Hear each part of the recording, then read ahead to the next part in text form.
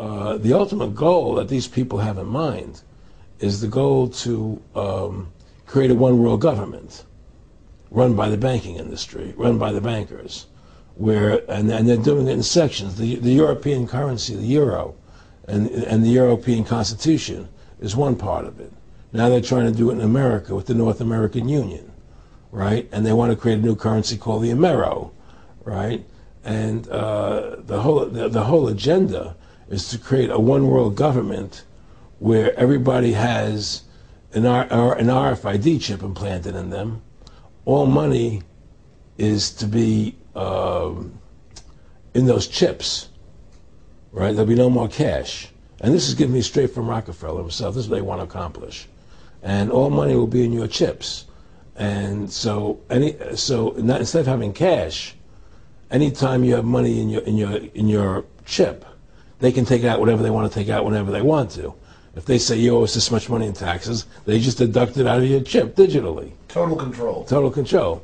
And if you're like me or you, and you're protesting what they're doing, they can just turn off your chip. And you have nothing. You can't buy food. You can't do anything. It's total control of the people. And that chip's connected to a database that has your purchasing records, what you do, what everything, you sell. Everything is in there, you know?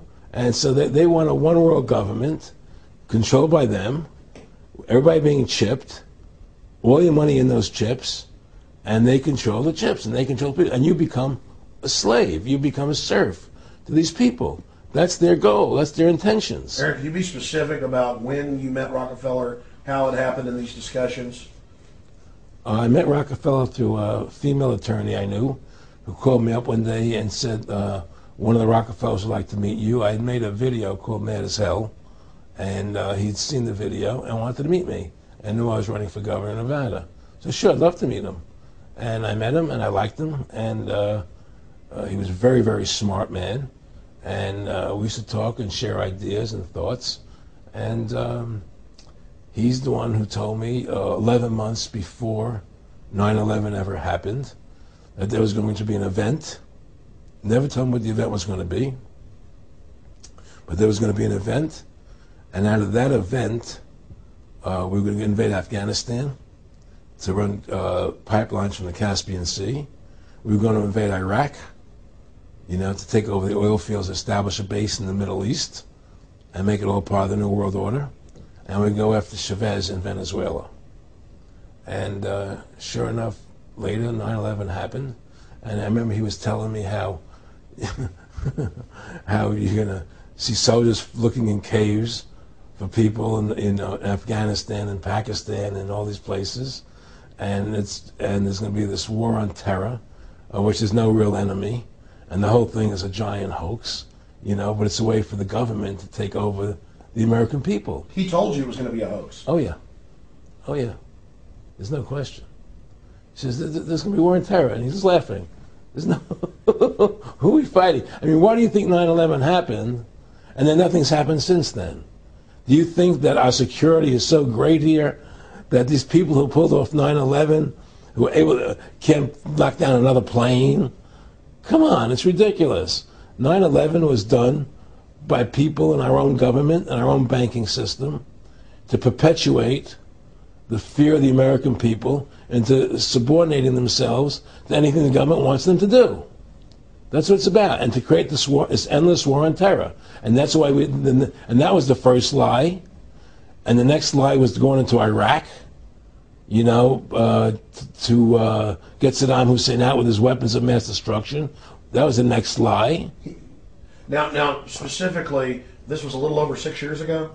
This was 11 months before 9/11. Yeah. And Nick Rockefeller, who's a lawyer, he's become your friend over the previous years, and he's saying to you that there's going to be this big event, and then out of that we're going to have a war on terror, and it's just going to go on and on. Right.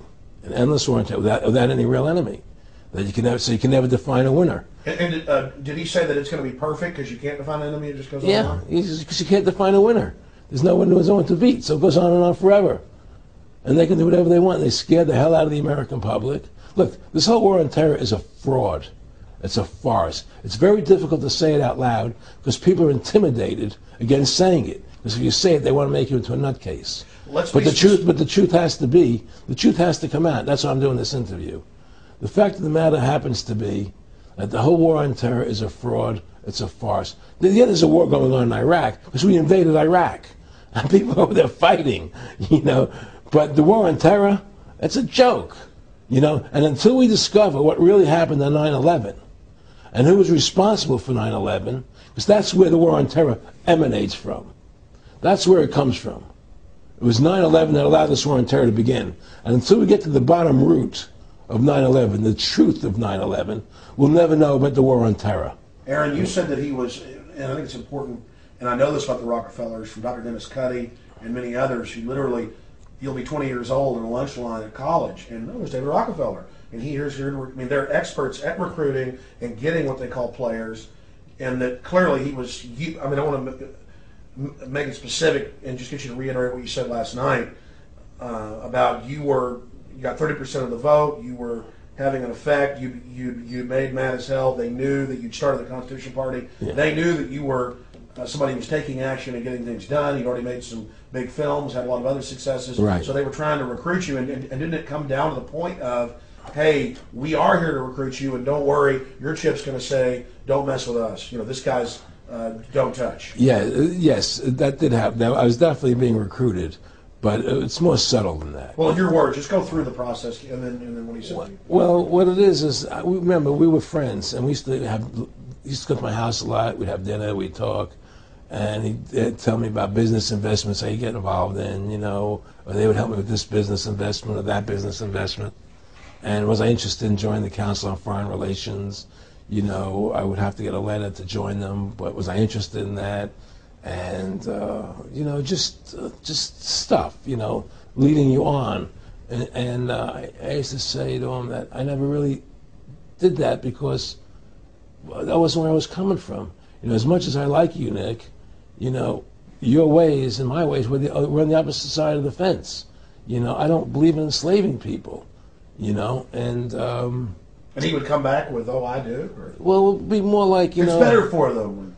Well, it's more like, you know, how do I put it? It was like, what do you care about them? What do you care about those people? What difference does it make to you? Take care of your own life. Do the best you can for you and your family. What do the rest of the people mean to you? They don't mean anything to you. They're just serfs. They're just people. You know, it was just a lack of caring, you know, and that's just not who I was. It was just sort of like cold, you know. It was just like cold, you know. And I used to say to him, what's the point of all this? You have all the money in the world you need. You have all the power you need. What's the point? You know, what's the end goal? And he said the end goal is to get everybody chipped, to control the whole society.